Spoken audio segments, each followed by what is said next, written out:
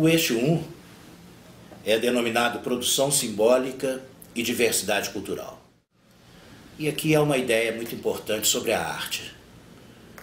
A arte é uma das formas de conhecer e interpretar o mundo. E como existem expressões artísticas as mais diversas, isso significa que os seres humanos têm concepções sobre a vida e sobre como as coisas são extremamente variadas. Essa é a ideia de diversidade cultural. E, mais importante ainda, não é possível separar mais arte e patrimônio cultural, porque ambas são expressões simbólicas do ser humano.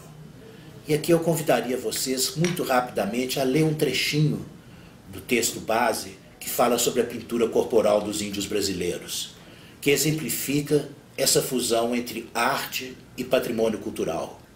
A pintura corporal é ao mesmo tempo expressão estética, sinalização ritualística, identificação do grupo étnico, diferenciação sexual, representação de poder, proteção corporal e mimetismo. É uma manifestação cultural de entendimento simples para os que dela compartilham, integrada harmoniosamente à comunidade e ao meio ambiente.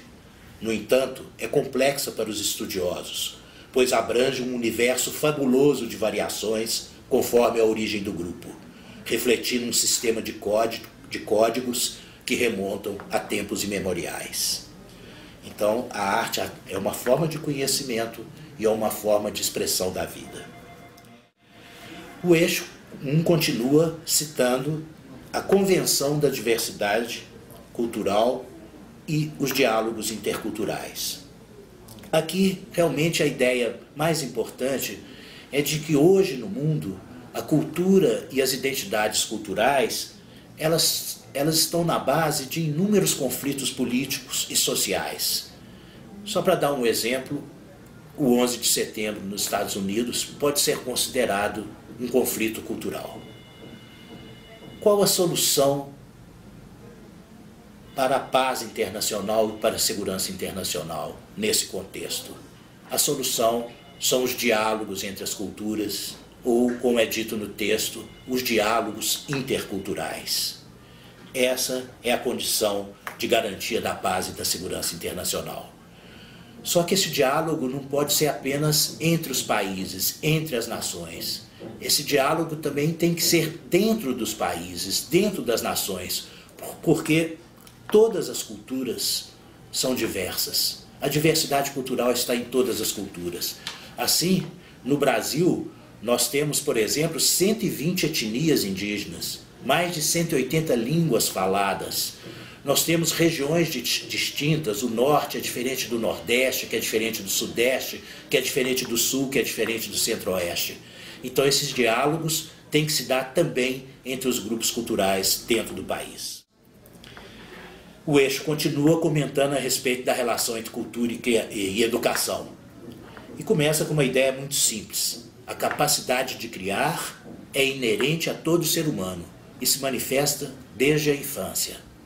Agora, a capacidade de criar, para se desenvolver, para se potencializar, necessita de formação, de informação e aperfeiçoamento.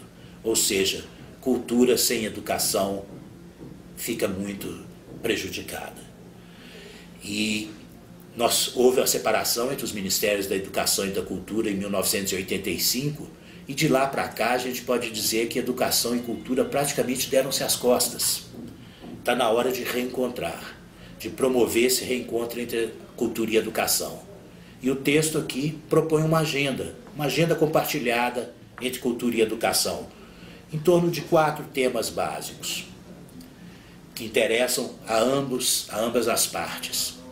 Discutir formação e educação para as artes, discutir educação para o patrimônio cultural, ou educação patrimonial, discutir a questão do incentivo ao livro e à leitura e, por fim, conversar sobre a importância dos mestres da cultura popular entrarem na escola e passarem também aquele saber que não é o saber formal, que não é o saber que está nos currículos, mas é o saber que o povo adquiriu em toda a sua experiência, em toda a sua vivência.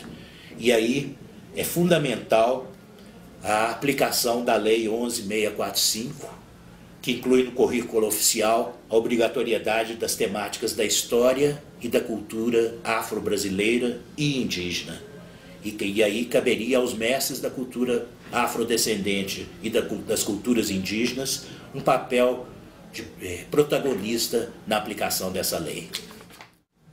Finalmente, o eixo 1 trata da relação cultura e comunicação, que é tão importante quanto a relação entre a cultura e a educação. E aqui há uma ideia muito simples. A democratização dos meios de comunicação é essencial para o fortalecimento da democracia. Enquanto houver monopólio da comunicação, monopólio das mídias, isso representa uma ameaça à democracia e aos direitos humanos. Principalmente no Brasil, onde o papel da TV e do rádio é fundamental. Praticamente todos os lares no Brasil têm TV ou rádio. Então, essa democratização dos meios de comunicação é uma condição para a expressão dessa diversidade da cultura brasileira.